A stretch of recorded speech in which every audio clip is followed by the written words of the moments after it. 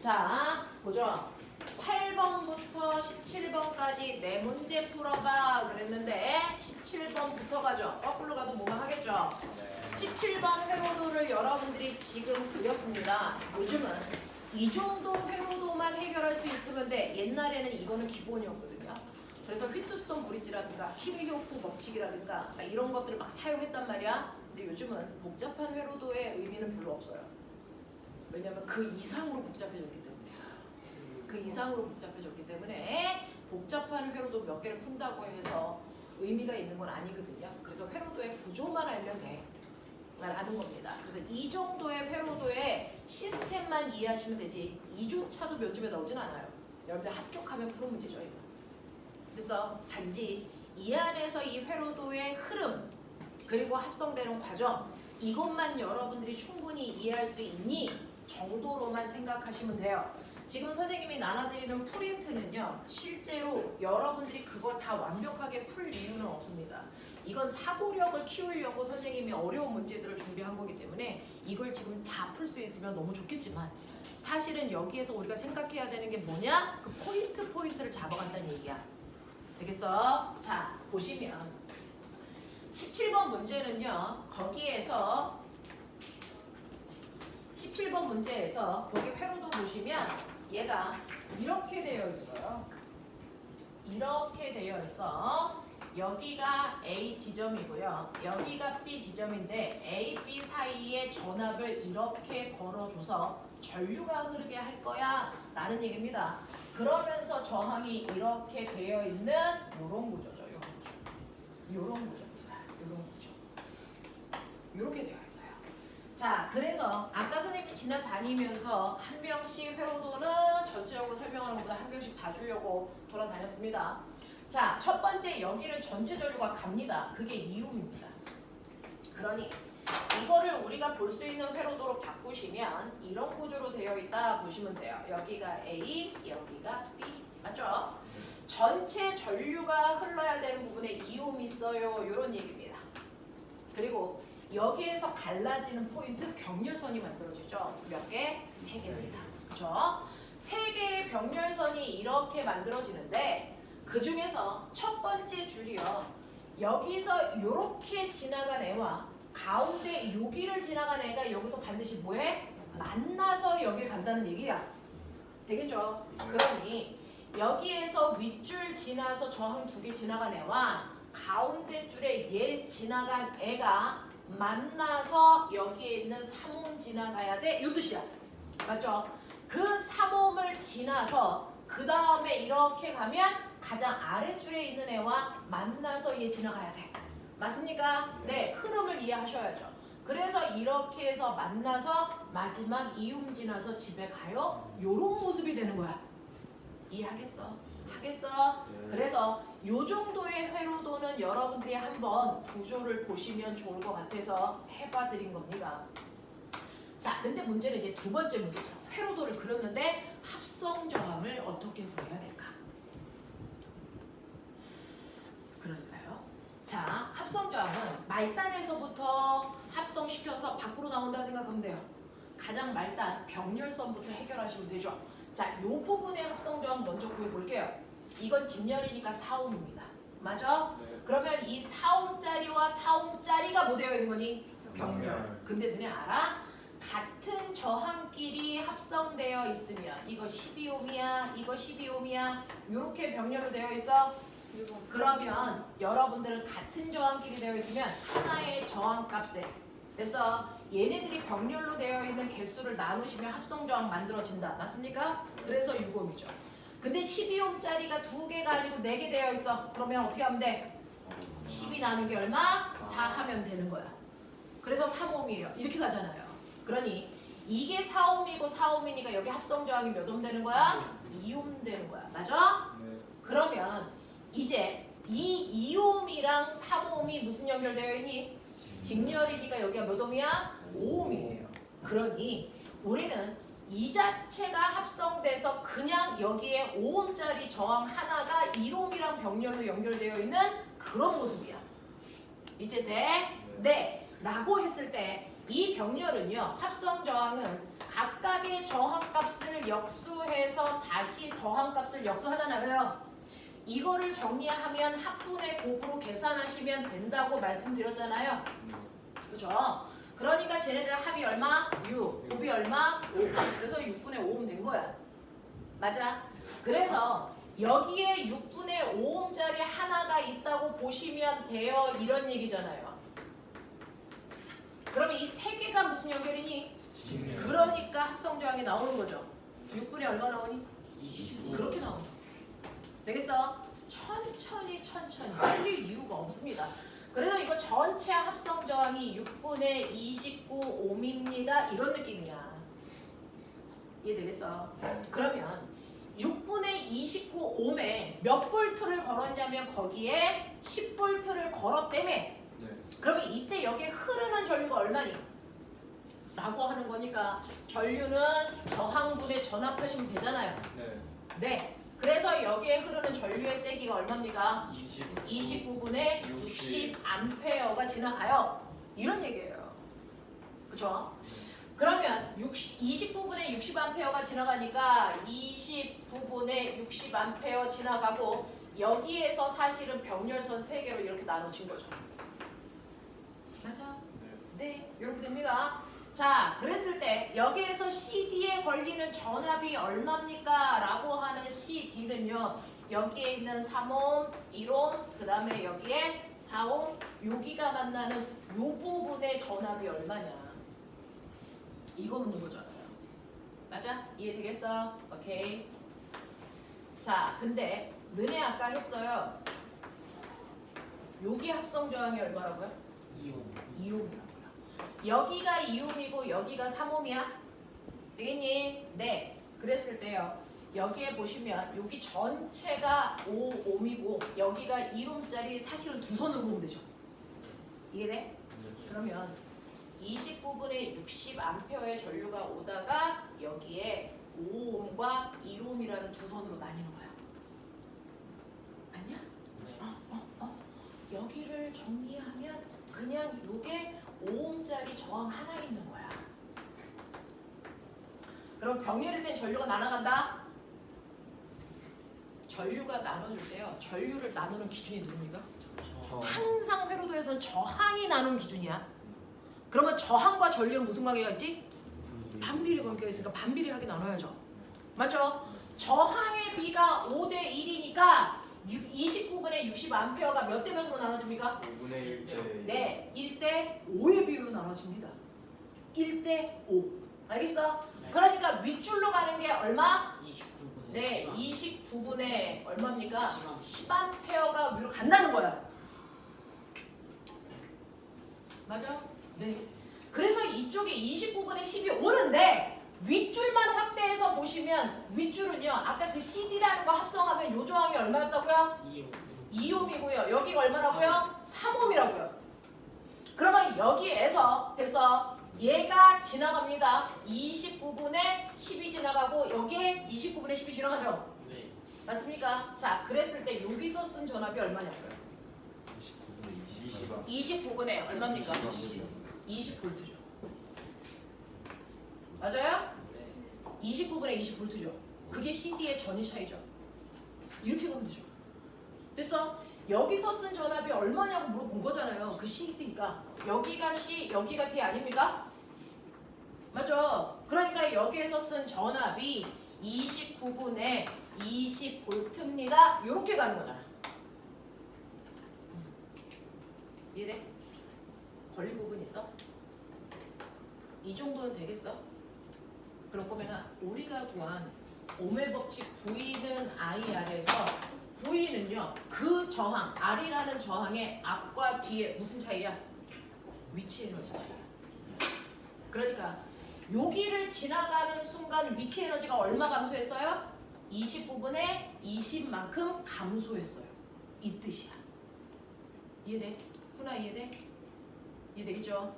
못 알아들으면 뒤진다. 됐죠? 요런 얘기. 됐죠? 요렇게 계산하는 문제가 여러분들 17번. 그래서 여러분들이 복잡한 회로를 마지막으로 배웠습니다. 이제 이걸 다시는 이 유형을 할 시간이 없다는 거예요. 지금 하고 있는 수업들이 다 마지막 수업이에요. 자, 그래서 17번은 그렇게 해결하시면 된다라고 하는 거고요. 돌아가시면 8번으로 갑니다. 자, 8번은 중학교 3학년 내용이죠. 중학교 3학년 6단원에 있는 전기 에너지입니다. 6단원은 에너지 전환입니다. 그럼 꼬맹아, 전기 에너지를 생산하는 곳이 뭡니까? 발전소는 무슨 에너지를 무슨 에너지로 전환시키고 있습니까? 역학적 에너지를 전기 에너지로 전환시키는 거잖아요. 되겠어? 자, 그래서 이런 식으로 다양한 에너지들이 전환되는 과정인데 여기에 보시면 여기는 무슨 에너지가 무슨 에너지로 전환되고 있어요? 전기 에너지가 열 에너지. 됐죠? 전환되는 장치입니다. 전열기입니다. 그러면 이 중에서 누가 더 뜨거워라고 물어보면 못 찾으면 돼? 누가 더 전기 에너지 많이 써? 이거 찾는 거야. 됐죠? 자, 8번과 같이 물이 담겨있는 3개의 스티로폼 컵에 저항값이 다른 니크롬선 3개를 10초 동안 연결했을 때 전류계에 흐르는 전류가 0.12A면 A와 B와 C는 무슨 연결되어 있니? 직렬 연결되어 있으니까 뭐가 똑같니? 전류가 똑같겠죠? 됐어? 그러면 첫 번째 A에서 쓴 전압이 얼마입니까?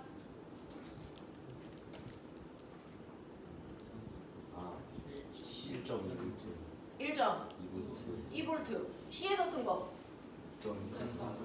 네, 그럼 남은 게 몇 볼트?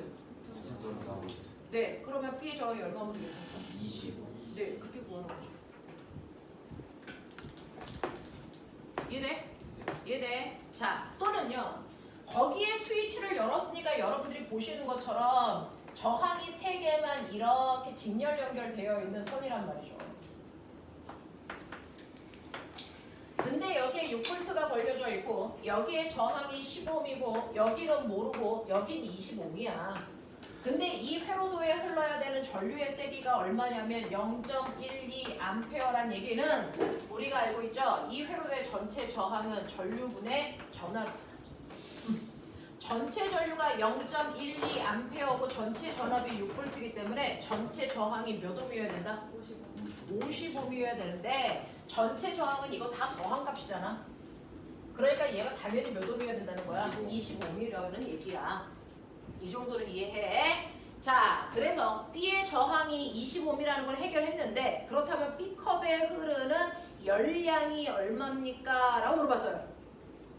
됐죠? 우리 열량 구하는 식이 뭔데요? Q는 C, 탐인데 거기 보면은 비율도 모르고 질량도 모르고 온도 변화도 모르는데 이걸 구할 수 없다는 거죠. 이때 이 열량이라는 거 발열량, 다시 말해서 뭐가 발생했다는 거야? 열 에너지가 생겼다는 거잖아. 근데 이 열 에너지는 뭐가 전환된 거야? 그러니까 열 에너지를 구해야 되는데 열 에너지를 직접 구할 수 없으니까 전환된 열 에너지로 바뀐 무슨 에너지를 구하면 된다는 거야? 전기 에너지를 구하라는 걸 그래서 한 단계 건너뛰고 표현한 거야. 아, 이 새끼는 열량을 구하라는 얘기는 바로 열 에너지를 구하라는 얘기고 그 열 에너지를 무슨 에너지? 전환된 전기 에너지로 구하라는 얘기다. 그래서 전기 에너지 구하는 식. 전기 에너지는 비트입니다. 그래서 전기 에너지는 비트로 구하면 돼요. 못 외우면 병신이야. 되겠어? 자, 비트로 구하는데 여러분들 VI가 뭐지? 전력이죠. 그러면 전력에다가 뭐 곱했다는 얘기야? 초요, 초. 맞아? 전력에다가 초를 곱해야지 얘가 뭐가 되는 거니? 전기 에너지가 되는 거고 단위가 뭐니? 줄인 거죠. 근데 전력에다가 초를 안 곱하고 시간을 곱하면 뭐가 되는 거니? 이건 전력량이야. 단위가 뭐니? 와트시야. 그러니까 똑같은 전력에다가 초를 곱할 거냐 시간을 곱할 거냐에 따라서 됐어? 똑같은 에너지를 의미하지만 단위는 다르다. 알겠냐? 네. 그렇다면 1와트시가 몇 줄입니까?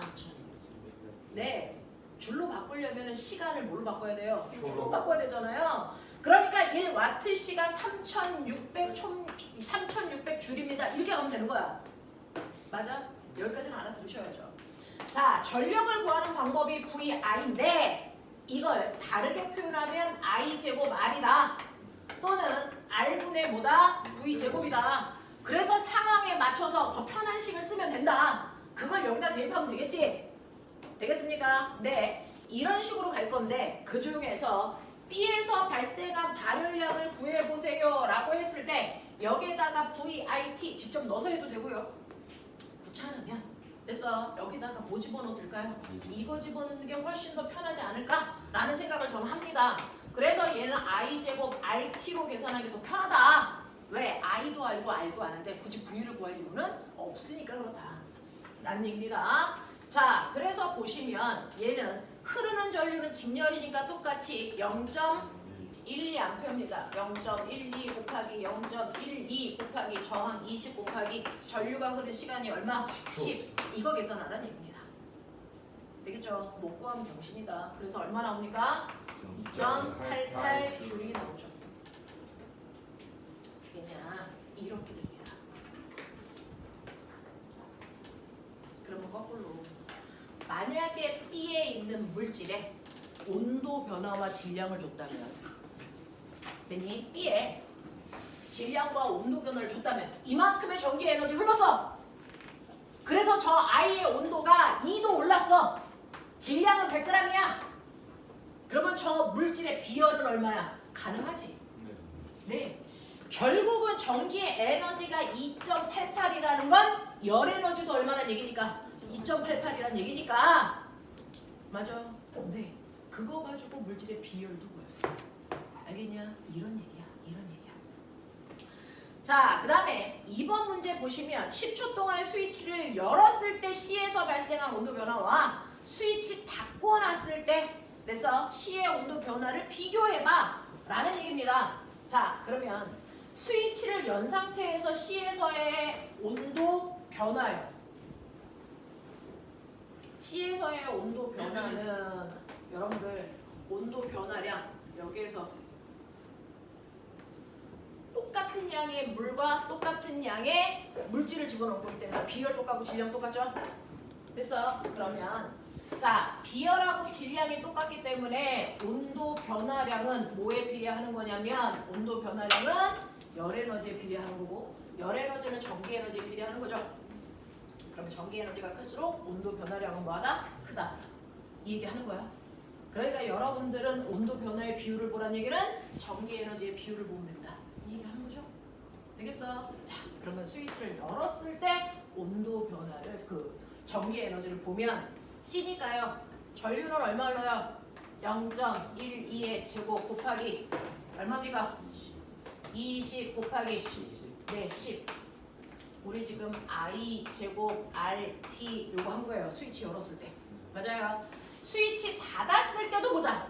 이런 얘기입니다. 스위치를 닫으면 보면은 여기에 병렬 하나가 이렇게 생겨. 그랬을 때 거기 보죠. 여기에 있는 이 꼬마 정보의 저항도 알아야 됩니다. 맞죠? 네. 근데 전력은 VI 또는 I 제곱 R 되겠냐? 또는 뭡니까?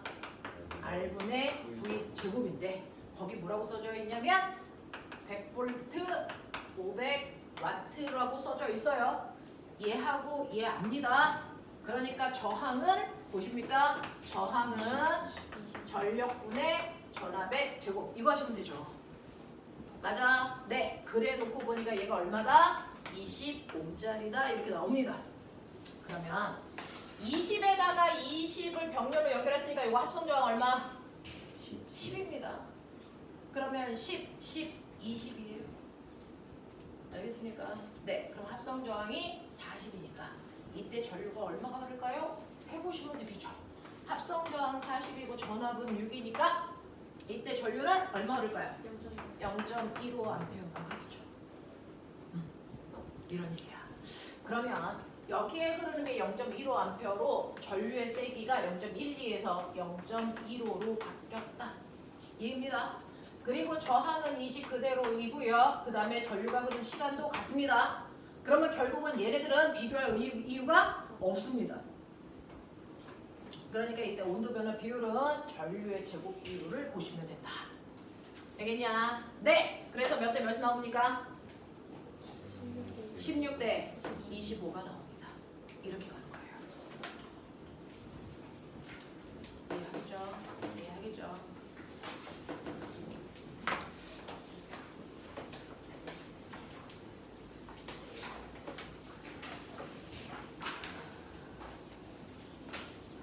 지금은 발열량으로 물어봤어요. 발열량으로 물어봤는데 결국은 핵심은 뭐야? 전기 에너지 누가 많이 써? 이거죠. 근데 원래는 홍승호 만약에 자는 거면 너네 다 따서 건다. 알지? 자, 봐. 지금은 발열량으로 물어봤지만 원래는 꼬마 정구에 뭘로 물어본다? 밝기. 누가 더 밝아? 이런 얘기야. 되겠어? 자, 저항의 크기가 다른 두 개의 꼬마 전구가 있다고 치자. 하나는 저항이 3옴짜리고 하나는 저항이 6옴짜리 꼬마 전구 두 개를 직렬로 연결을 해요. 여기가 3옴짜리고 여기가 6옴짜리인 A, B를 이렇게 연결했단 말이야. 18V. 자, 꼬마 전구 똑같이 저항이 3옴하고 6옴인데 요번에는 연결하는 방법만 병렬로 바꿨다는 얘기죠. 되겠냐? 이렇게 됐다는 얘기야. C, D. 맞습니까? 네. 그러면 이 전체 꼬마 전구 중에서 누가 더 밝아? 뭐 이런 거 물어보는 거잖아. 그 밝기를 물어본다는 건 이 중에서 어떤 꼬마 전구가 더 전기 에너지 많이 썼어? 이런 거 물어보는 거야. 되겠지? 자, 그랬을 때 A와 B 중에서 누가 더 전기 에너지 많이 쓰니? 라고 하는 비트를 물어보는데 어차피 같은 시간 동안에 밝기를 물어보니까 시간을 곱할 필요가 없죠. 결국은 뭘 구분하면 된다? 전력으로 비교하면 된다. 되겠냐? 네. 그래서 A의 꼬마 전구와 B의 꼬마 전구 중에 누구의 전력이 몇 배일까요? 뭐 이런 거 묻는 거 아니야? 그럼 머리가 있는 척 하시면 직렬이기 때문에 얘는 뭐가 일정하나? 전류가 일정. 그러니까 그건 배제죠. 자, 전류가 일정하기 때문에 직렬 회로에서는 누가 클수록? 전압이 클수록 더 밝다예요.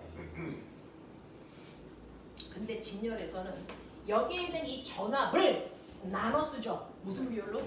저항 비율. 그래서 전압은 저항과 무슨 관계가 있어? 비례 관계가 있습니다. 그러니 결국 저항의 비율만큼 전압을 많이 쓰고 그만큼 전기 에너지를 많이 쓰기 때문에 더 밝다. 이거죠. 그럼 저항비가 몇 대 몇입니까? 1대 2니까 전압비도 1대 2고 그렇기 때문에 전력 비율도 얼마다? 1대 2다. 그러니까 A에 비해서 B의 밝기가 무조건 몇 배 더 밝다? 2배 더 밝다. 이 얘기 한 거야. 되겠어? 그렇다면 병렬에서는요. 됐죠? VI가 밝기일 텐데. 그죠? 이게 전력의 비율일 텐데 병렬일 때는 뭐가 있죠? 전압죠. 전압이 일정하죠. 그렇다면 전류가 밝기를 결정하는 건데 전류는 저항과 무슨 관계가 있니? 그렇죠. 저항과 반비례 관계가 있으니까 됐니?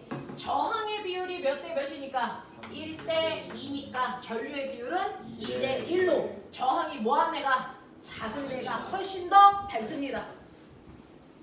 되겠냐? 네. 라고 비교하셔서 밝기 비교하시면 됩니다. 이해되는 거야? 하고 있는 거 맞아? 오케이. 이런 식으로요. 실제로 전기 에너지 누가 더 많이 써를 이런 식으로 누가 더 뜨거워, 누가 더 밝아로 우회해서 물어봅니다. 맑게 알아들으셔야 돼요. 알겠죠? 이런 얘기입니다. 넘어가시면 자 9번 문제가 하이라이트죠. 9번 문제는 사실은 엄청나게 쉽거든요. 근데 이제 여러분들이 이런 문제를 처음 풀어보니까 대단히 낯설어 라고 한다는 얘기는 앞에 있는 숙제를 제대로 안 했다는 얘기입니다. 이 숙제에 이 문제가 있습니다. 자, 이 문제는요. 여러분들 휘트스톤 브릿지라고 하는 그런 이름도 달고 있어요. 그래서 네, 어려운 회로도를 푸는 방법 중에 하나가 휘트스톤 브릿지 뭐 이런 게 있는데 자, 이렇게 마름모 모양의 회로도가 있다고 치면 여기에 이렇게 전류가 흐르게끔 만들어놨단 말이야. 자, 여기에 저항이 이렇게 4개가 들어있어. 그 중에서 첫 번째 저항의 크기가 3옴이고 여기 두 번째가 2옴이고 여기가 얼마냐면 3옴이고 여기가 얼마냐면 2옴이라고 치자. 뭐 이런 느낌이야. 그래서 이렇게 되어 있는데 여기 이제 뭐 10V가 걸렸어요. 뭐 이런 느낌인데 여기에다가 내가 전선을 이렇게 연결을 했을 때 여기를 A, 여기를 B라고 치자. 저 전선을 연결하는 순간 저 전선에는 전류가 흐를까 안 흐를까? 안 흐르죠. 안 흐르죠. 안 흐릅니다. 그러면 항상 저기에다 전선을 연결하면 언제나 안 흘러요? 아니에요. 주변 환경에 따라 달라요. 자, 보면 우리가 도선 속에 흐르는 전류를요 뭐에 비교하냐면 수로에 흐르는 물과 비교합니다. 물은 언제 흘러요? 왜 흘러요? 뭐 때문에 흘러요? 높이가 다르. 그렇죠. 높이 차이에 의해서 생기는 거죠.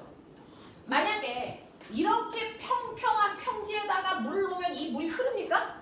그럼 고요이죠. 안 흘러요.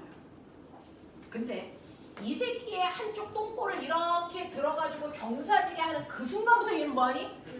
흐르죠. 왜냐하면 이 위쪽과 아래쪽에 뭐만 만들면 높이 차를 만들면 그것 때문에 뭐가 생기는데요? 위치 에너지 차이요. 그래서 항상 높은 위치 에너지에서 낮은 위치 에너지를 가지고 있는 쪽으로 그래서 물이 흐르는 거잖아요. 그러니까 똑같이 물을 흐르게 하기 위해서 한쪽을 높인 것처럼 전류를 흐르게 하기 위해서는 한쪽은 전압을 높게 하고 한쪽은 전압이 낮아야 된다고요. 그래서 전위차를 만들어야 돼. 중력 위치 에너지 차이를 만든 것처럼 전기 위치 에너지 차이를 만들어야 된다고요. 전기 위치 에너지를 줄임말이 뭐예요? 전위차를 만들어야 돼. 한쪽을 들어 올려야 돼. 그래서 높은 전위가 있는 쪽이 무슨 극쪽? 밥탱이 새끼야. 여기다가 갑자기 내가 한쪽은 플러스 한쪽은 마이너스를 거는 순간 플러스 쪽이 뭐 해지는 거야? 들어 올려지는 거야. 그래서 플러스 쪽이 높은 전위, 마이너스 쪽이 뭐? 낮은 전위. 그래서 플러스에서 마이너스 쪽으로 전류가 흐른다라고 우린 상상하는 거지. 들어 올려줘야 돼. 됐어? 그래서 건전지를 연결하는 이유는 한쪽을 들어 올리기 위해서야. 건전지가 없을 땐 평지라서 전류가 안 흐른다고. 이 얘기를 하는 거야. 알겠냐? 이렇게 돼. 그래서 항상 전류는 A와 B 사이에 전위차가 있어야만 흐른다. 전위차가 없으면 흐르지? 그렇다면 꼬매가 A와 B의 전위차가 있을까 없을까에 따라서 전류가 흐르는지 안 흐르는지가 결정되고 어느 쪽 도구가 높아? A가 높아? 그럼 A에서 B로 흐르겠죠? 근데 여기가 B고 여기가 A야. 그럼 어디에서 어디로 흐르겠어? B에서 A로 흘러. 어느 쪽이 높은지 봐야지. 되겠냐? 그걸 봐야지. 전위차가 있어요? 어느 쪽이 높아요? 그걸 봐야지 흐르는 방향을 볼 수 있는 거 아니야. 되겠냐? 자, 근데 잘 봐. 이거 전선은 없다고 치고 보시면 사실은 이쪽에서 잡아 당기면 이건 병렬선이죠. 몇 개? 두 줄짜리 병렬선이에요.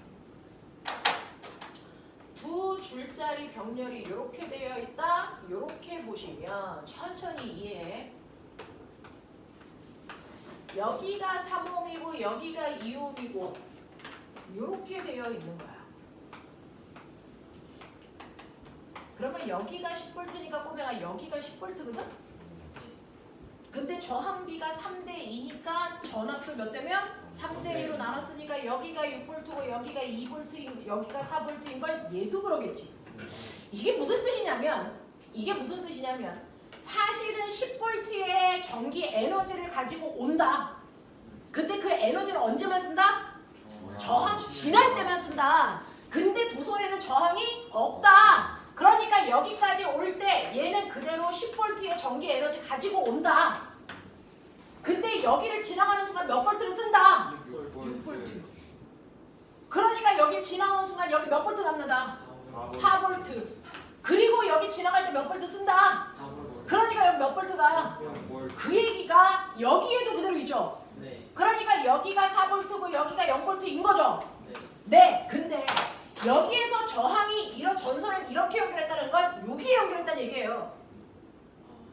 그럼 꼬매가 여기도 4V 여기도 4V 전위차가 있니 없니? 없어요. 평지예요. 그러니까 이 도선으로 전류가 흐른다 안 흐른다? 안 흐른다고요. 맞아요? 이 얘기를 한 사람이 휘트스톤이에요. 그래서 그 사람이 만들어 놓은 다리 휘트스톤 브릿지 멋져 보이게 한 거지. 전류 안 흘러. 그 뜻이야. 무슨 말인지 알아? 네. 근데 꼬매가 여기가 만약에 2옴이라고 치자. 2옴, 2옴, 3옴, 2옴. 이해됐냐? 네. 그러면 똑같이 여기 10V 거는 거 맞는데요. 저항이 2옴, 2옴이니까 몇 대면? 1대1. 그러니까 여기가 몇 볼트? 5V. 그러면 생각해봐. 여기가 5V고 여기가 4V면 위치 에너지 차이가 생겼지? 네. 네. A는 5V만큼의 위치 에너지가 있으니까 더 높다고요. 얘는 4V니까 낮다고요. 그러니까 전류가 어디에서 어디로 흐른다고요? 5V. A에서 B로 전류가 이렇게만 흐르죠. 이렇게 가니? 안 간다고요. 맞아. 맞아. 이 얘기죠. 그 얘기죠. 무슨 말인지 알아? 근데 만약에 여기가 3이고 여기가 2로 바꾸면 여기가 오히려 5고 여기가 4죠. 그럼 거꾸로 이렇게 가겠죠. 네. 그런 얘기를 써는 거야. 이해되겠어? 이해되겠어? 이런 느낌이야. 자, 그러면 이렇게 되어 있는 상태에서 지금은 여기가 플러스니까 여기가 높아서 이렇게 와서 여기서 이렇게 흘러. 근데 얘를 뒤집어 본다.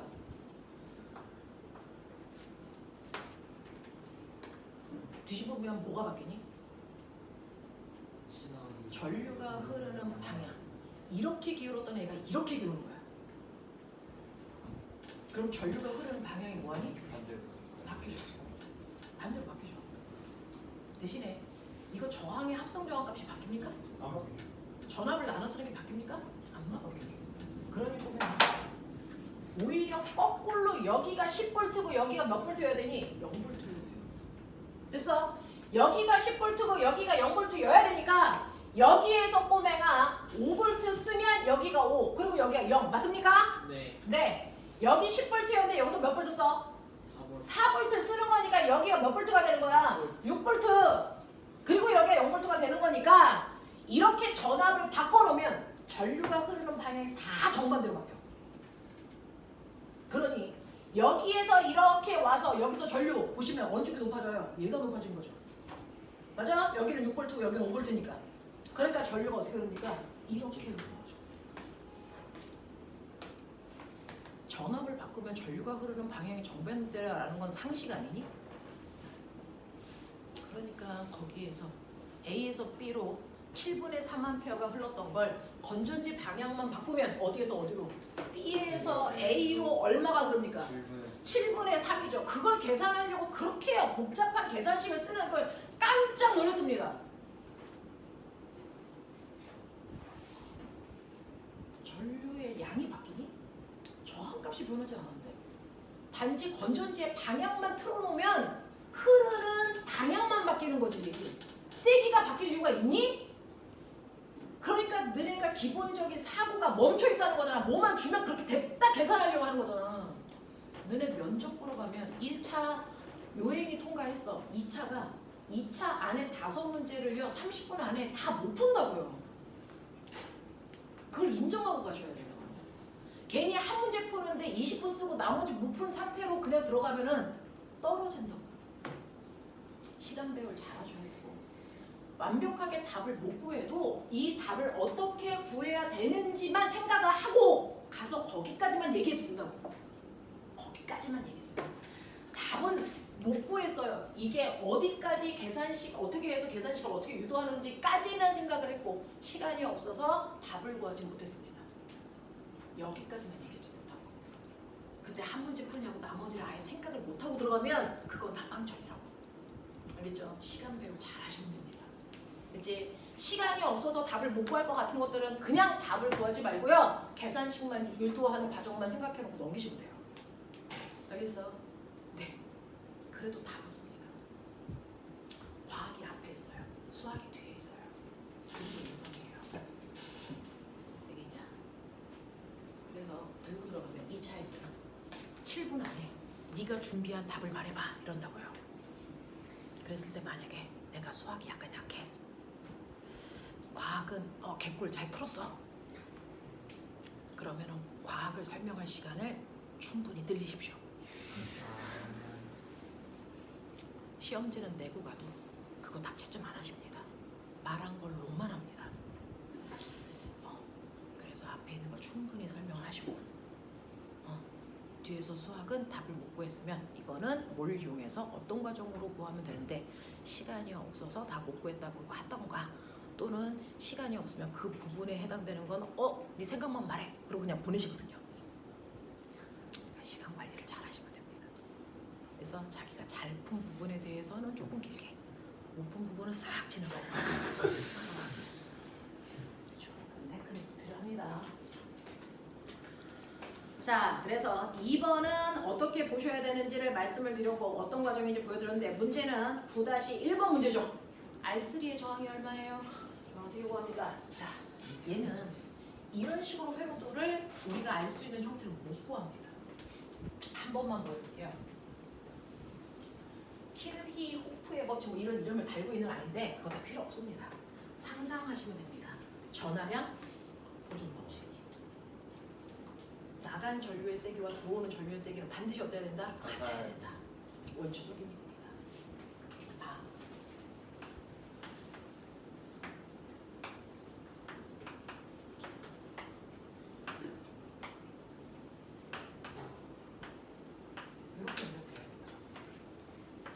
이렇게 되어 있는데 여기가 4ohm이고 여기가 4ohm이고 그 다음에 여기는 모르는 아이고 여기에 4ohm이 있고 12V 연결했는데 이쪽 방향으로 7분의 3A가 간다는 것만 알려줬어.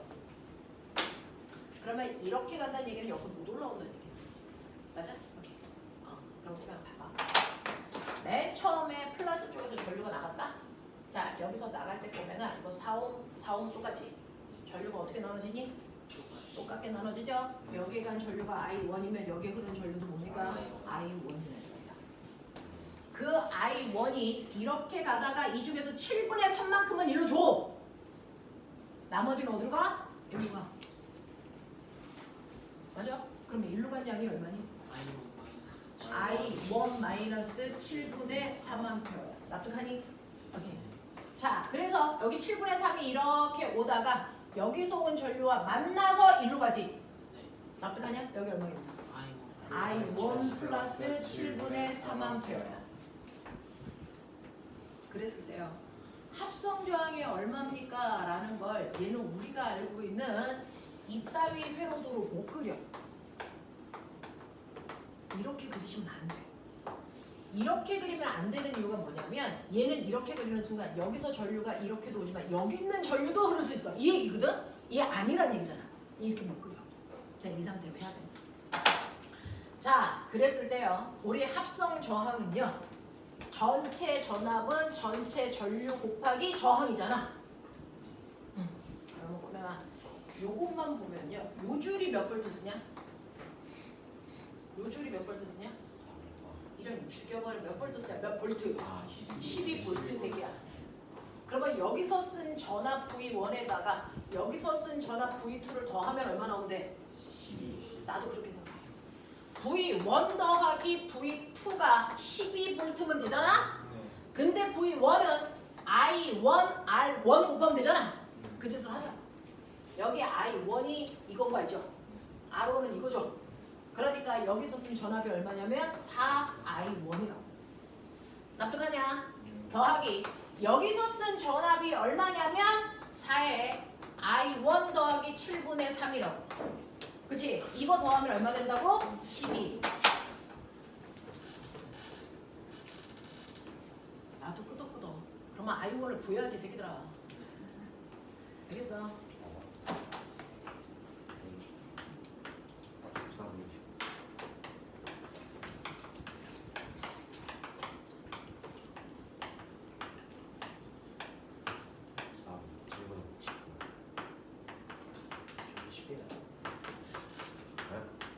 저 19 아니야 19? 아니 뭐? 18에 7분의 18 분모 아니 분자 7분의 11이 37이 21 빼기 3은 19, 18. 그러면은 7분의 9 이런 얘기죠. 맞아? 맞아? 이렇게. 그래서 I1이 7분의 9야. 그러면 여기에다가 7분의 9 넣으면 되고요. 여기다가는 7분의 6 넣으면 되고요. 그러면 밑줄도 여기에서 얼마가 나온대? 12V 나온대. 맞아? 오케이. 그러면 저 새끼는요. 7분의 9 곱하기 4에다가 더하기 R3에다가 얼마 하면 돼? 7분의 6 하면 되죠? 이게 얼마? 12. 이렇게 하면 되죠. 되겠어? 빨리 구해. R3가 얼마고? 아니 합성 저항이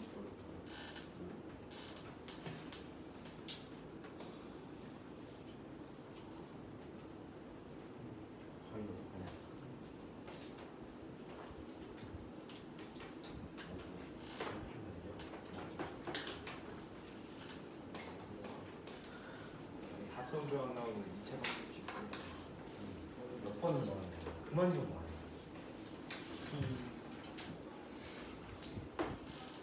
수성 풀이 자랑이 아니에요. 높은 것도 자랑이 아니에요.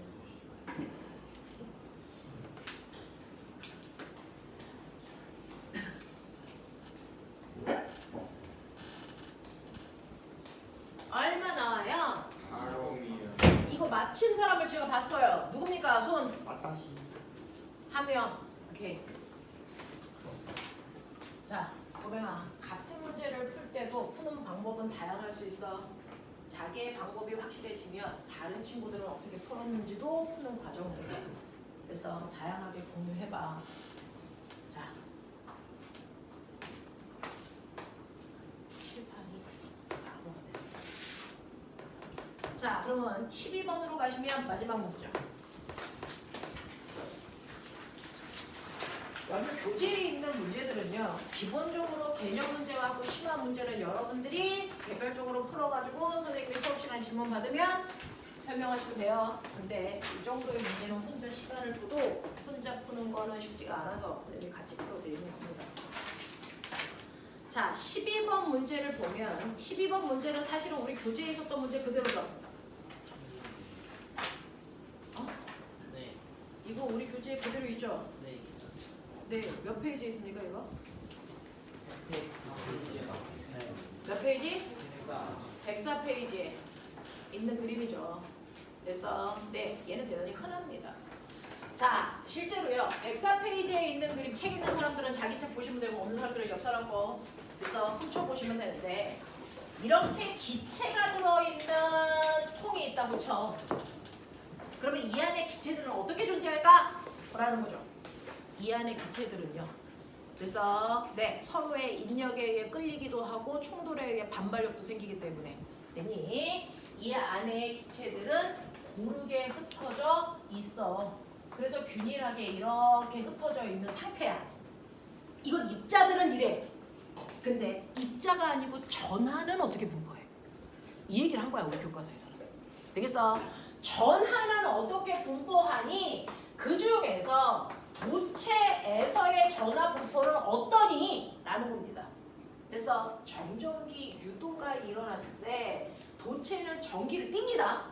근데 그 전하들끼리는 뭐가 작용합니까? 같은 전하를 띨 거니까 같은 전하들끼리는 뭐가 생기니? 청력밖에 안 생기니? 인력이 생기니 안 생기니? 안 생겨. 그러니까 밀기 때문에 가장 멀리 떨어져 있으려는 게 본능이야. 그러니 얘처럼 이렇게 균일하게 전하들이 이렇게 있을까? 이럴 수 없다는 거야. 청력이 작용하기 때문에. 그래서 얘네들 청력 때문에 내부에는 전기장을 띌 수가 없다는 거야. 그래서 가장 바깥쪽으로 붙어 있다는 거야. 그래서 바깥쪽으로 이렇게 전하가 분포되어 있는 게 바로 도체통에 전하를 띠고 있는 상태의 모습이다.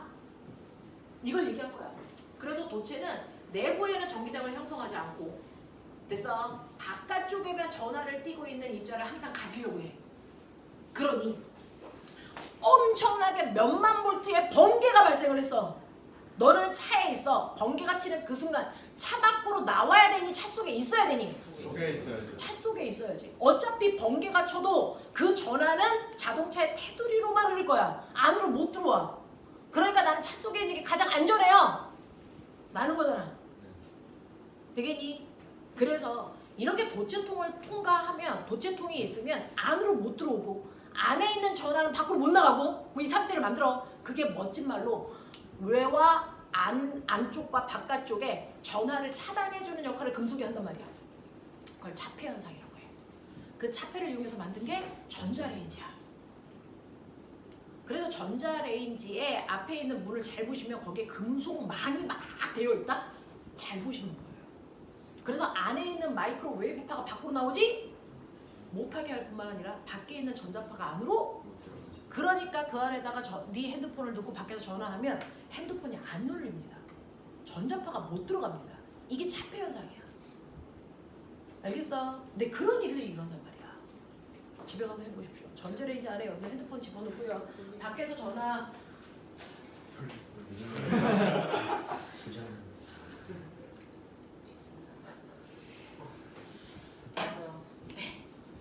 그래서 울리면 안 울죠. 만약에 울린다? 우리 이 전자레인지는 중국산이다. 이건 틀림없이 중국산이다. 알겠어? 이런 얘기야. 되겠죠? 그래서 그걸 가지고 해마다 자소서를 씁니다. 요번에도 자소서를 쓰고 있는 애가 있죠. 자, 근데 이렇게 도체는요. 그래서 전하들끼리 밀리는 반발력 때문에 내부에는 전기장을 띄지 못하는 거고 바깥쪽으로만 전기를 띄는데 만약에 이렇게 모양이 균일하지 않고 뾰족한 부분이 있으면 되니 바깥쪽으로 닿는 면적이 많은 뾰족한 부분이 그래서 전하가 집중적으로 뭐하는 거? 몰려있는 현상이 나타난다는 걸 확인할 수 있죠. 되겠어? 이런 식으로 뾰족한 쪽으로 전하가 집중돼서 몰리려는 성질을 가지고 있다. 그러면 내가 뾰족한 쪽만 만들어 놓으면 그쪽으로 전하가 끌려오겠네. 그러니까 우리가 피리침을 어떻게 만들어라? 뾰족하게 만들어라. 그럼 번개가 치더라도 다른 데로 안 가고 그 뾰족한 탑으로 온다. 이거잖아요. 알겠어요? 그러니까 번개 칠 때 여러분들이 낚싯대 같은 거 들고 다니면 그렇겠죠. 안 된다는 거예요. 되겠냐? 번개면 되죠. 번개면. 그러면 TV 유치원에 출연도 하고 좋겠네요. 그런 거 하는 거죠. 알겠어? 절대 안 돼. 이런 얘기를 하는 거야. 그래서 여러분들 12번의 1번 문제는 이 그림을 가지고 분석해봐. 이겁니다. 눈 떴으면 분석이 돼야죠. 내부 전기장, 도체는 정전기 상태에서는 내부의 전기장의 세기는 0이고 됐어? 뾰족한 쪽으로 전하가 밀집돼서 모이려는 성질을 가지고 있습니다. 이게 이 그림을 분석한 결과야. 그러면 그걸 가지고 밑에를 채워봐 라는 겁니다. 근데 너네는 정신이 나갔죠. 네, 여러 명 봤습니다. 플러스 극판이 있고요. 마이너스 극판이 있는 곳에 내니 구름 모양의 도체를 이렇게 넣었을 때 얘가 정전기 유도된 걸 그리란 얘기잖아. 근데 어떻게 올 플러스가 되냐? 병신새끼. 플러스 옆에는 뭐가 되냐? 마이너스. 마이너스 옆에는 뭐가 되어야 되냐? 플러스가 상식이 다 있어 그러면. 그러니까 기본에서 벗어나지 말라고 몇 번을 얘기하냐. 그러면 여기에는 마이너스로 이렇게 대전이 되겠지. 근데 그 중에서 가장 뾰족한 부분이 어딘데? 여기가 제일 뾰족하니까 여기는 밀도가 높고 모여 있어야지. 그러니까 밀도가 높게끔 이렇게 모여 있는 그림의 차이를 네가 뒀어야지. 이렇게 되겠지. 이렇게. 되겠어? 자, 이쪽은 플러스 전하로 대전될 거니까 여기는 이렇게 그리면 되는 거 아니야? 이렇게 그려진 그림을 원하는 거야. 됐어? 전하 분포가 이렇게 돼야 돼. 됐지? 그 다음에 전기력선도 그려봐 라는 건데 전하를 띠고 있는 입자 주변에는 전기력이라는 힘이 생기지. 그 힘을 화살표로 나타낸 걸 뭐라 그런다고? 전기력선. 그러면 자기력이 있는 공간에서의 힘을 나타낸 건 뭐라 그러겠니? 자기력선. 당연한 거야, 새끼들아. 전기력선을 어느 방향으로 화살표를 하시면 된다고 배웠다. 네, 플러스에서 마이너스를 향하는 방향으로 그려라. 이렇게 배웠잖아. 자기력선은 N극에서 S극 방향으로 그려라. 이렇게 배웠잖아. 네. 그럼 그렇게 하시면 되잖아. 플러스에서 마이너스를 향하게 그리는데요. 됐어? 이 중에서 센 플러스에서 나온 쪽이 됐어? 네, 약한 마이너스 쪽으로 가야 될 거 아닙니까? 얘하고 얘 관계가 더 세게 얘하고 얘보다는 그죠? 그러니까 여기에서 전기력선이 이렇게 그려지겠죠. 맞습니까? 되겠어? 여기는 전기력선이 이렇게 그려져야 되지 않겠습니까? 맞아? 그러면 여기에 있는 애는 이렇게 가요. 이렇게 가죠. 이렇게 그려지는 거야. 그려줘야죠. 그랬을 때 전기력선은 플러스에서 마이너스로 가고요. 이렇게 선을 그리다 보면 간격이 좁은 쪽은 전기력이 세게 작용하는 거고요. 간격이 넓은 쪽은 전기력이 약하게 작용하는 공간이다 라는 겁니다. 되겠어? 이런 식으로 기본에서 흔들리시면 뒤집니다. 그죠? 이런 식으로 표현할 수 있어야 된다. 그래서 선생님이 여러분들한테 꼭 한 번은 봐라 라고 하는 오늘 네 문제를 집중적으로 봤습니다. 여기까지 이해되시겠어요? 네. 네. 자, 그러면 전기 회로에 해당되는 얘기는 선생님이 해드릴 만큼 다 한 겁니다. 전기 파트는 두 가지입니다.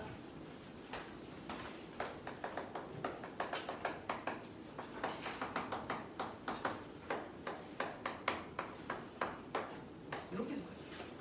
정전기와 전류라고 하는 것과 자기장이라는 거 이거 두 묶음이죠. 그 중에서 앞부분에 정전기와 전류에 해당되는 내용들을 회로도까지 집어넣어서 설명해 드린 거야. 여기까지 이해되겠어? 이제 알겠어? 오케이. 그러면 이제 오늘은 뭐 들어가면 돼? 자기장과 자기력이야. 되겠어? 이 자기장에 해당되는 걸 우리가 2년 동안 배웠어. 중학교 2학년 때도 배웠고 중학교 3학년 때도 배워. 이미 다 배워줘. 중학교 2학년 때 배운 건 뭡니까?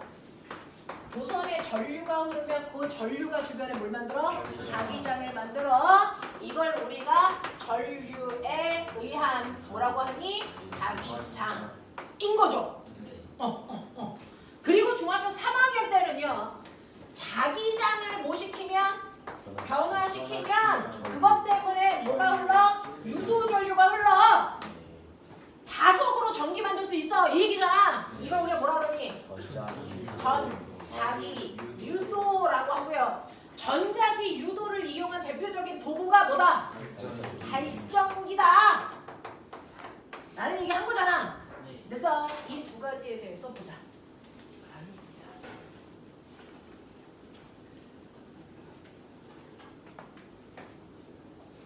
우와. 어쩌지?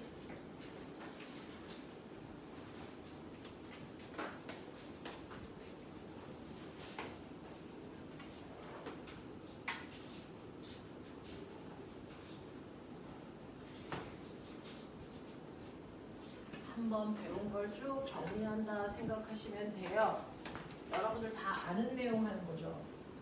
여기 와서 모르는 내용을 새롭게 배울 그 시점은 아니거든요. 다 했던 거 한번 정리한다. 그 중에서 내가 까먹거나 오개념이 있는 부분들을 빠른 속도로 수정한다. 이렇게 생각하시면 됩니다. 자, 여러분들이 가지고 있는 책에서는 어딥니까? 124쪽이랍니다.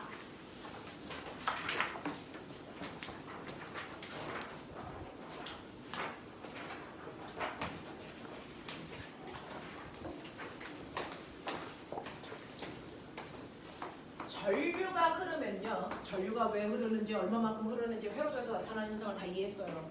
전류가 흐르면 당연히 그 전류 때문에 전기적 현상이 나타나. 얼마나 세게 나타나냐면 전기 에너지 쓴 만큼 나타나. 이 얘기한 거야. 그치? 자, 전류가 흐르면 전기적 현상이 나타나는 건 당연해. 근데 전류가 흐를 때요. 전기적 현상 말고 무슨 현상도 생겨? 자기적 현상도 생긴다는 거야. 마치 전류가 흐르는 도선에 반드시 자석이 있는 것과 같은 현상이 만들어져. 되겠니? 그래서 전류가 흐르는 도선 주변에 자기장이 생긴다는 거야. 근데 이 자기장이라는 건 원래 누가 가지고 있어요, 정상? 자석. 그러면 여러분들 아세요? 이러한 자석에는 두 가지가 있습니다. 무슨 자석이 있냐면 태어나서 죽을 때까지 자석이 내와. 그렇죠. 또 전류가 흐를 때만 자석이 내가 있죠. 걔네들을 뭐라 합니까? 전자석. 얘네들의 공통점과 차이점을 정확하게 아셔야죠. 공통점은 뭡니까? 무조건 N극과 S극 두 극을 반드시 갖는다는 얘기야. 됐어? 영구자석이든 전자석이든 자석이 됐을 때 반드시 두 극이 있죠? 이걸 반으로 자릅니다. 자, 그럼 반덩어리 안에는 무슨 극? 다시 NS가 다시 생기죠?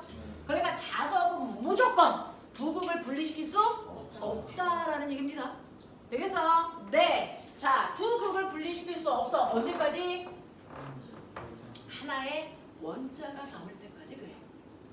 되겠어? 그 원자를 핵분열시키는 순간 뭐해? 아예 자석의 성질은 없어질 거야.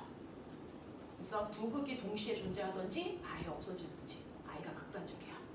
그래서 중간은 없어. 그게 자석이야. 알겠어? 그러면 이러한 자석 주변에 내가 열나셈, 자 여기에 자석 주변에 나침판을 놓는다고 쳐. 그럼 당연히 나침판은요 자석의 자기력을 받아서 나침판의 N극이 움직이겠죠? 그 나침판의 N극이 가리키는 방향이 자석 주변에 생긴 자기력 방향이야. 되겠어? 자, 그랬을 때 여기에 나침판을 이렇게 놨을 때 이 나침판의 N극은요. 여기 있는 S극이 여기 있는 나침판의 N극을 뭐하니? 당겨, 뒤쪽으로. 근데 여기 있는 N극은 뭐하냐? 이 새끼가 밀겠죠. 그래서 이 둘을 합성한 방향이 실제 나침판의 N극 방향인 거죠. 네. 자, 그래서 이 나침판을 여기에 수만 개를 뿌려놓으면 이 N극 방향이 결정이 되어 있을 거야. 그거를 부드러운 곡선으로 이렇게 연결해 놓은 걸 우리가 뭐라 그런다고? 자기력선이라고 한다고. 그래서 우리는 이러한 자기력선을 그릴 때는 밖에 있는 나침판에 반에 N극이 가리키는 뭐 방향을 자기력선 방향이라고 한다. 그래서 무조건 자석의 N극에서 나와서 S극을 향하는 방향으로 이런 식으로 자기력선이 그려지더라. 맞죠? 근데 N극에서 나와서 S극으로 들어가서 끊기는 게 아니고 이게 안에서도 자기력선이 이렇게 연결되어 있어서 완벽한 회곡선을 띱니다.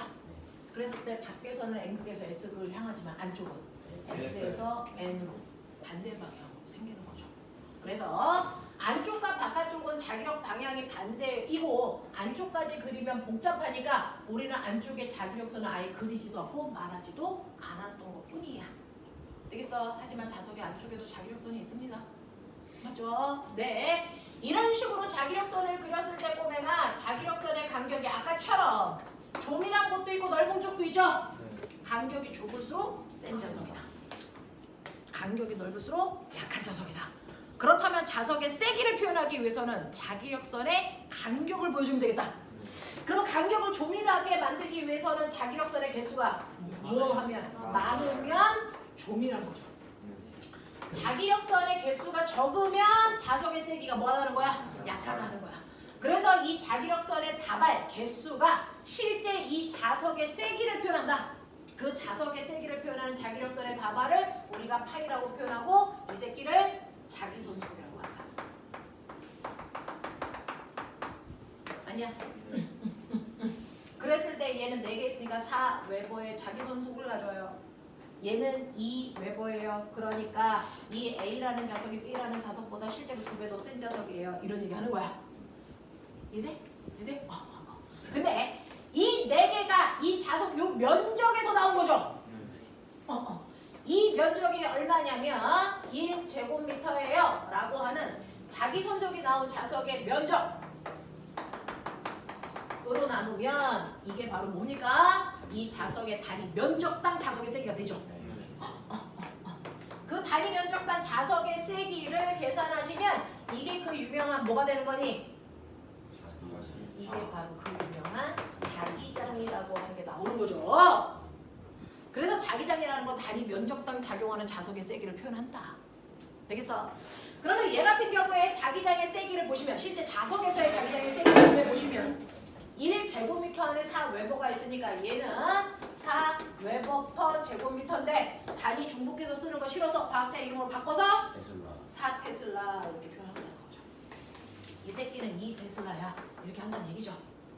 되겠어? 그래서 여러분들 자기장이라는 건 사실은 단위 면적당 작용하는 자석의 세기를 얘기한다 라고 하는 거야. 그래서 원래 자석에서의 자기장은 A분의 파이로 계산해. 근데 이 자기장이 전류가 흐르는 도선에도 그대로 생겨. 됐어? 라는 겁니다. 그러면 전류가 흐르는 도선에서의 자기장의 세기를 어떻게 구하지? R분의 KI로 보편적으로 구하죠. 되겠어? 네, 자석에서의 자기장의 세기. 땡이. 전류가 흐르는 도선에서의 자기장의 세기. 이렇게 구한단 말이야. 되겠냐? 자, 네. 여러분들이 알고 있는 그러면 영구자석은 이래? 그럼 영구자석과 전자석의 차이점? 하던 얘기 맞아요. 전자석은요. 전류가 흐를 때만 자석이 돼요. 그리고 내 마음대로 세기와 극을 바꿀 수 있어요. 그래서 전류를 더 세게 하면 센 자석을 만드는 거고 전압의 방향을 바꾸면 극의 방향도 바뀌어. 그래서 내 조절이 가능하다는 얘기죠. 되겠냐? 이런 특징을 가지고 있다는 걸 아시면 되는데 우리가 알고 있는 가장 큰 자석은 어디 있습니까? 지구. 그렇죠. 지구 자체가 자석입니다. 그래서 지구 자체가 자석이니까 지구 주변에는 반드시 지구 자기장이 있다. 되겠냐? 자, 그러면 여기가 북, 여기가 남 이렇게 되죠? 자, 북쪽을 나침판에 무슨 극이 끌려가니? N극 끌려가지고. 아. N극이죠. 끌려가는 거. N극이 끌려가지고. N극이 끌려가죠. 이유가 북이 놀 때. 자, 북쪽에 그러면 땅바닥이 무슨 극? S. S를 이라는 얘기죠. 그러니까 나침판에 N극이 끌려가겠죠. 여기가 N극이라는 얘기죠. 네. 옛날에 항해하는 사람이요. 여기가 위도 몇 도인지 어떻게 알았을까요?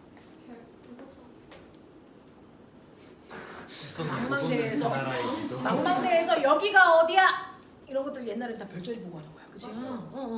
근데 낮이야. 별자리가 없어. 어떡할 거야? 밤이 될 때까지 기다려볼까? 나침반 보면 돼요. 나침반에 뭐 볼 거야? 방향이랑 기울어진 뭉치는 거. 적도에 있는 색이 이렇게 서 있겠죠. 중위도에 있는 색이 이렇게 서 있겠죠. 북극에 있는 색이 이렇게 서 있겠죠. 네. 이 새끼들이요. 막대 자석을 이렇게 가지고 여기다가 실을 이렇게 묶어서 들고 있다고 쳐봐. 이 새끼가 들고 있는 막대 자석은 어떻게 되어 있을까요? 얘는 실제로 이렇게 지면과 평행하게 되어 있습니다.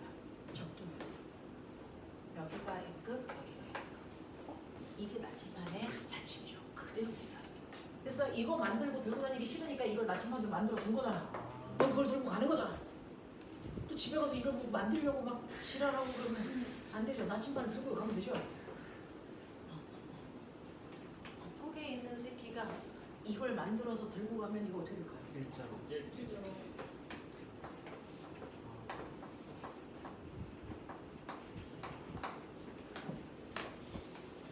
나침반이 적도에서는 여기가 N극, 여기가 S극 이렇게 되어 있는데 극지방으로 가면 이게 이렇게 서버린다. 이렇게 쓴다. 무슨 말인지 알겠어?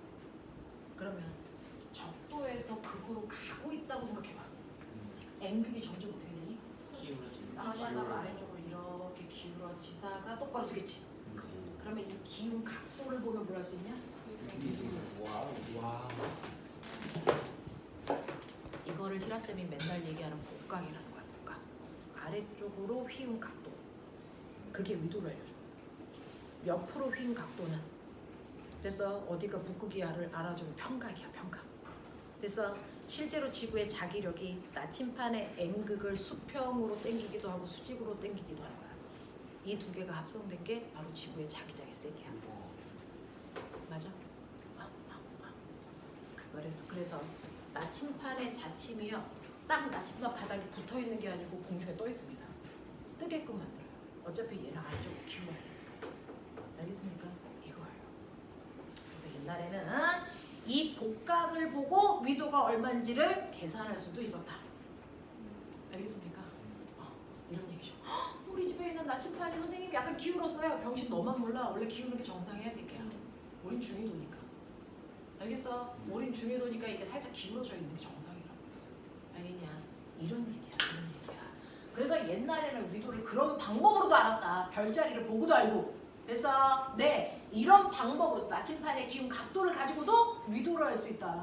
라는 얘기입니다. 알겠냐? 알겠냐? 이런 느낌입니다. 기억해 두시면 되겠죠. 자, 그러면 이런 식으로 자석에 자기장이 있는 건 자명해. 없는 게 병신이죠. 자, 근데 전류가 흐르는 도선 주변에도 자기장이 있는데 이 자기장의 모양과 세기는 뭐에 따라 다르냐면 도선의 모양에 따라 다르다. 그죠? 자, 전류가 흐르는 도선이 직선 도선이야.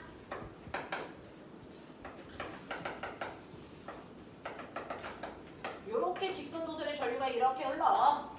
되겠어? 네. 또는 원형 도선이야. 세 번째 솔레로이드야. 라는 거죠. 그래서 원형 도선이 있고요. 솔레로이드가 이렇게 있어요. 그랬을 때 이 주변에 전류가 이제 이렇게 흐른다고 했을 때 자기장의 방향을 알 수 있는 방법을 얘기해봐 라고 하면 뭘로 알면 돼요? 오른손으로 알 수 있죠. 그래서 오른 나사 법칙 누가 얘기할게? 앙페르. 왼손으로는 뭐라? 플레밍의 왼손 법칙. 그래서 작년에 오른손 왼손으로 다 방향 얘기해봐 라고 물어보셨어요. 되겠습니까? 오른손에서는 꼬맹아 얘가 뭐? 전류.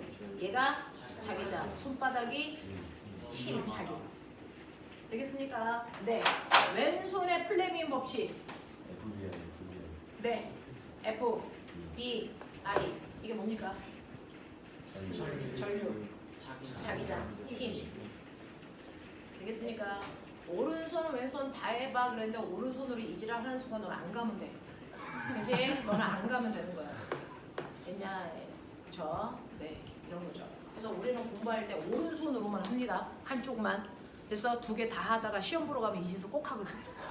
그쵸? 그러니까 우리는 오른손만 쓰다가 왼손 물어보면 그때서야 하시면 됩니다. 되겠냐? 이렇게 한다.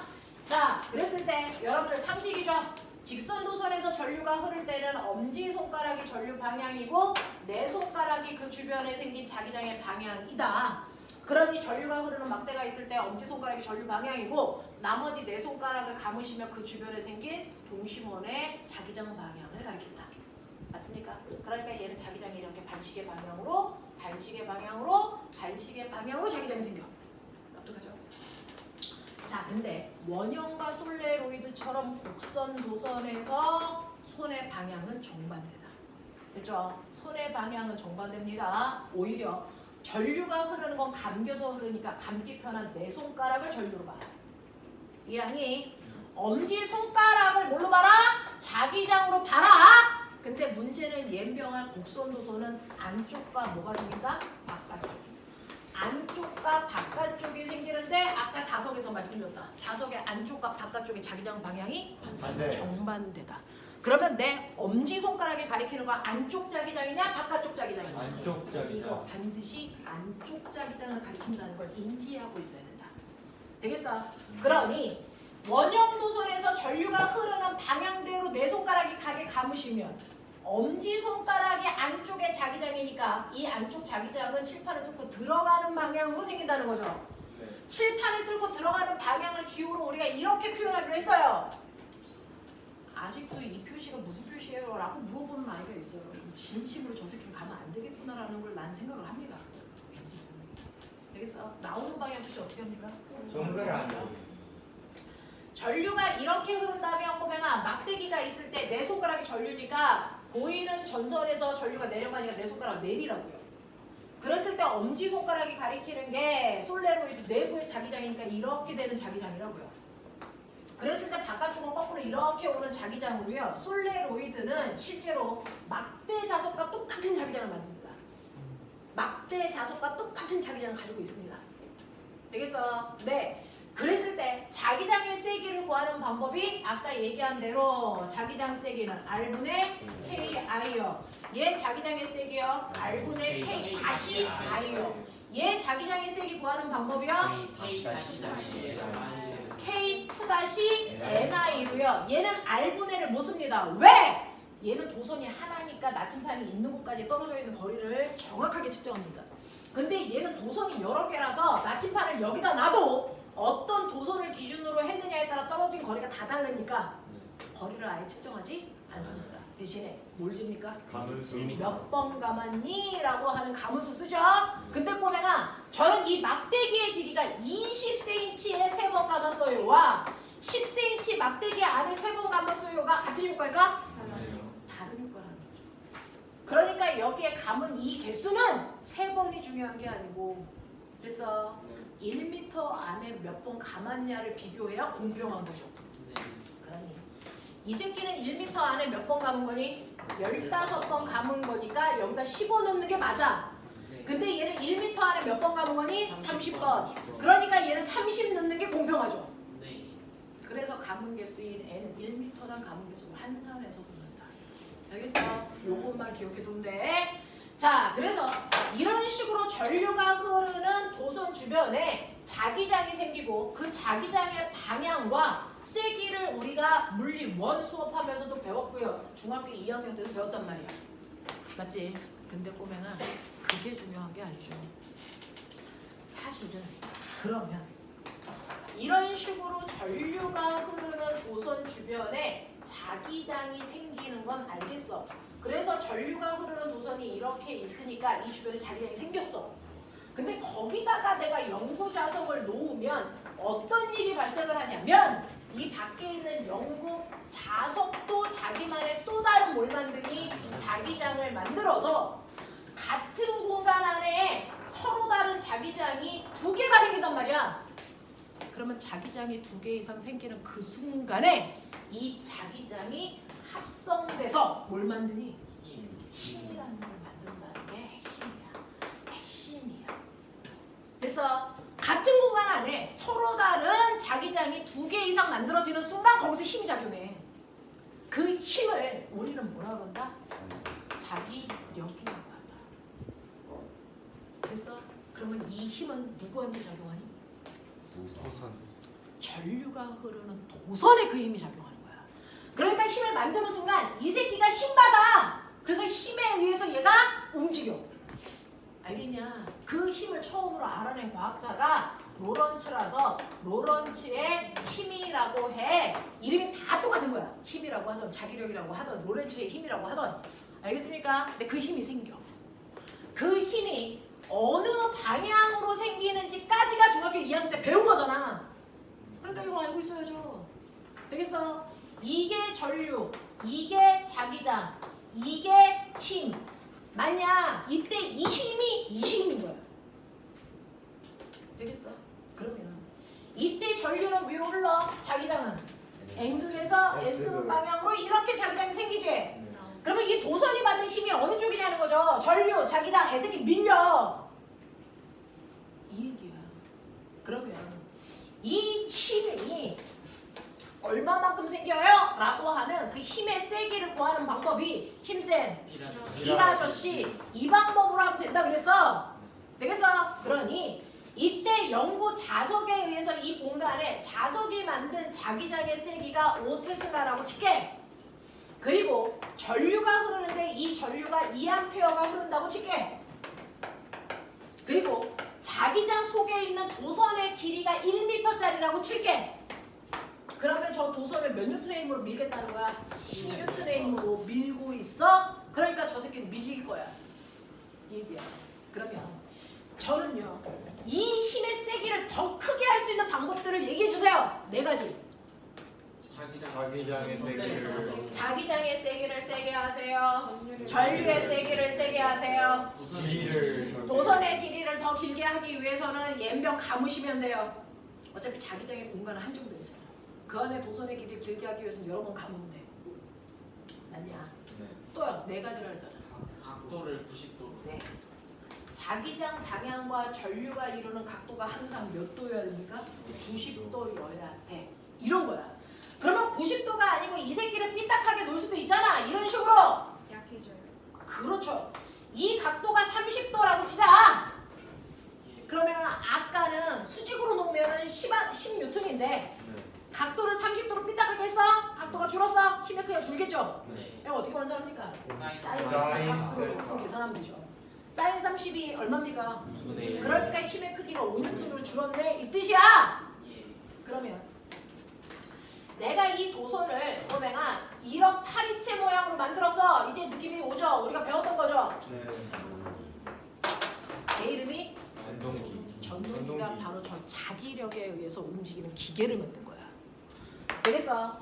자, 전동기는 무슨 에너지로 바꿨을까요? 전기로. 이 동자가 무슨 동자게? 내가 알고 있는 움직이죠. 유일한 동자. 움직이죠. 그렇죠. 전기 에너지를 역학적 에너지로 전환시키는 장치를 뭐라고 한다? 전동기라고 한다. 그럼 거꾸로 역학적 에너지로 전기 에너지로 전환시키는 장치도 있어. 그게 발전기야. 발전기와 전동기는 생긴 꼬라지 똑같은데 에너지 전환만 거꾸로 일어나게 하는 거야. 그러니까 전동기를 발전기로 바꿀 수도 있어. 구조가 똑같으니까. 알겠어? 네, 돌리는 게 먼저냐 아니면 전기 흘리는 걸 먼저 할 거냐 이거에 따라서. 알겠어? 자, 이때 이 날개가 여기가 플러스고 여기가 마이너스로 시작. 이 날개에서 전류 이렇게 흘러. 이렇게 흘러. AB 날개에서 그래서 받는 힘의 방향은 네, 안쪽으로 들어가는 방향이죠.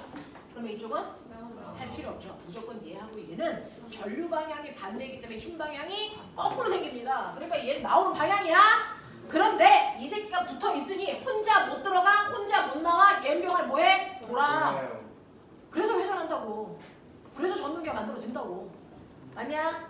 그러면 여기서의 힘의 방향 없어요. 왜요? 사인이 전류가 흐르는 방향이 0도죠. 그러니까 작용한 힘의 크기가 얼마입니까? 0이죠. 그래서 얘는 힘을 받지 않았다라는 얘기를 중학교 2학년 때 다 배운 거야. 그 얘기가 바로 힘센 비라 아저씨를 얘기하고 있는 거야. 되겠어? 이런 얘기야. 이해됐냐? 한유라 이해되는 거야? 네. 그럼 선생님 제가요 어쨌든 간에 이 힘을 크게 했다고 쳐! 그러면 얘한테 나타나는 효과는 뭐야? 더 빠르게. 빠르게 회전 속도가 빠른 거죠. 되겠어? 그러니까 저걸 세게 하면 회전 속도가 빠른 거야. 근데 그걸 바꿔. 반대로 왼쪽으로 돌아요. 도는 거죠. 알겠습니까? 네. 라고 하는 거를 여러분들이 기억하시면 되는데 그러면 아하! 이렇게 자기장이 서로 다른 자기장이 2개 이상 생기면 자기력이라는 게 만들어지는 거구나. 그래서 보편적으로 영구자석과 전류가 흐르는 도선이 있으면 돼. 근데 우리 집에 영구자석은 없어. 전류가 흐르는 도선밖에 없다고 치자.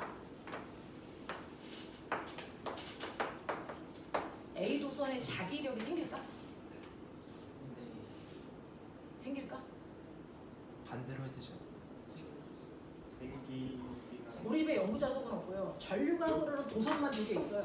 생기겠죠. 그렇다면 이때 A라는 도선은 자기력을 받을까요? 받죠. 왜 받습니까?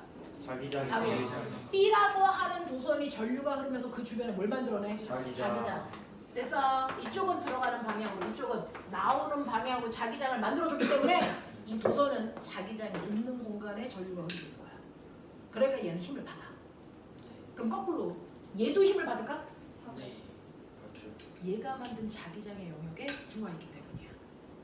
되겠어? 그래서 전류가 흐르는 도선만 2개가 있어도 서로 자기력을 만들어줍니다. 근데 예명할 여기에 흐르는 전류의 세기가 2A, 여기에 흐르는 전류의 세기가 5A라고 치자. 이때 자기력을 누가 더 세게 받을까요? 똑같이 맞죠. 왜요? 작용만 작용 반작용이 없지. A가 B한테 만들어준 힘과 B가 A한테 만들어준 힘이 작용과 반작용의 두 힘입니다. 그러니 전류의 세기와 상관없이 둘한테 작용하는 자기력의 크기는 무조건 뭐 해야 된다? 같아야 된다. 그럼 볼게요. 이 새끼는요. 지금 전류 이렇게 흐르는데 나오는 방향에 자기장을 받으니까 됐어? 얘가 이 방향으로 자기력을 받죠? 네. 그러면 이 새끼는 반작용이니까 이 힘과 무조건 반대 반대방향으로 이 방향으로 자기력을 받겠죠? 네. 이때요. 전류가 같은 방향으로 흐르면 반드시 두 도선은 인력이 작용하는 방향으로만 자기력이 생깁니다. 전류가 이렇게 흐르는 두 도선이 있어도 같은 방향으로 흐르죠. 얘네들은 무조건 인력 방향으로만 자기력이 생깁니다. 전류가 흐르는 도선의 전류 방향이 반대면 청력 방향으로만 자기력이 생깁니다. 이때 자기력을 구하는 식이 힘센 비라 아저씨인데 얘 입장에서 보면 전류는 자기 전류야. 자기장은 이 도선이 만든 거지. 떨어져 있는 거리가 R이라고 치면 이 자기장은 R분의 K. K I2인 거야. 거기다가 I1L을 곱한 거지. 네. 그러니까 두 도선이 만든 자기력의 세기는 R분의 K I1 I2L로 구하면 돼. 납득이 돼? 납득이 돼?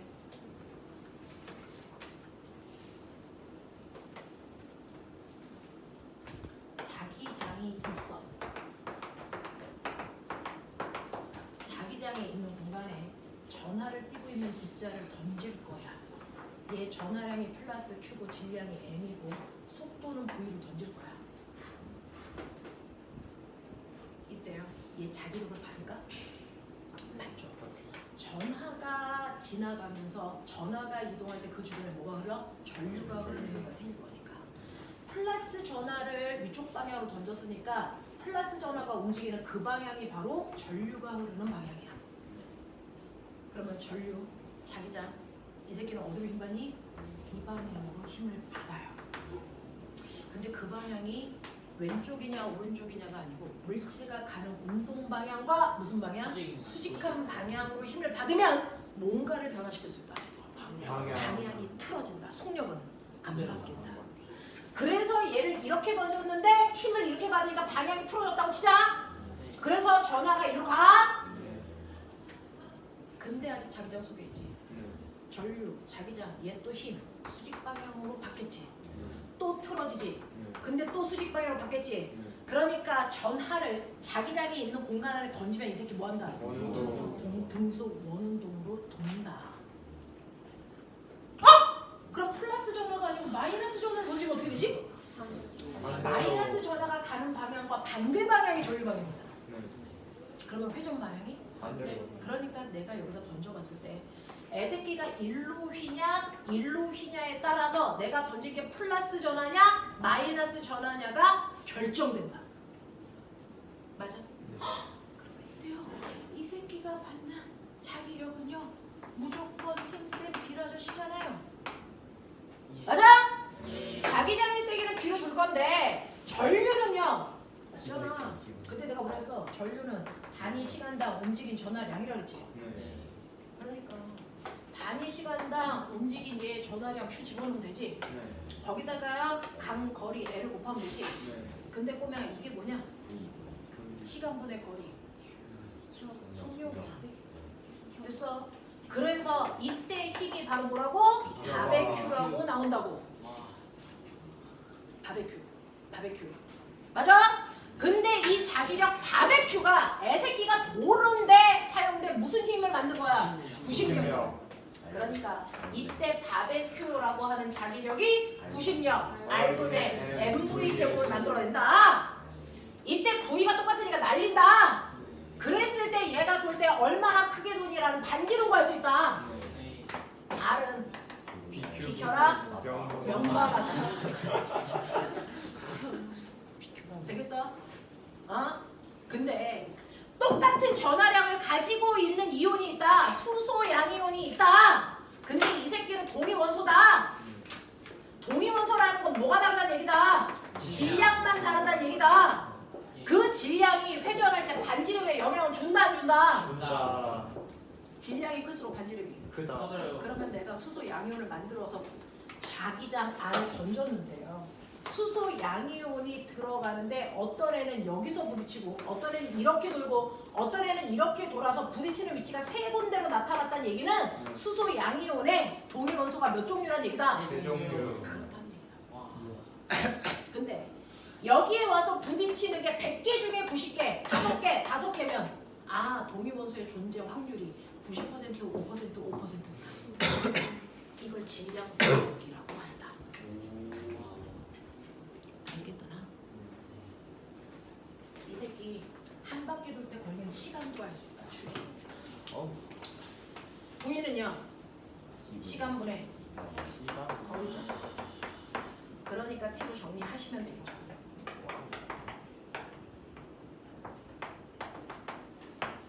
신기한 거 알아요?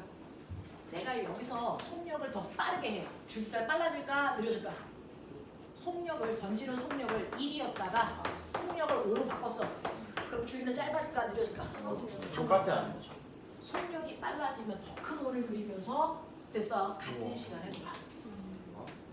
이해됩니까? 이해됩니까? 저는 여기까지 하고 가겠습니다. 화장실을 갔다 오십시오. 제가 쉬는 시간을 조금 잡아먹어서 5분 안에 움직여라. 네? 쉬는 시간 2분 30초 남았다.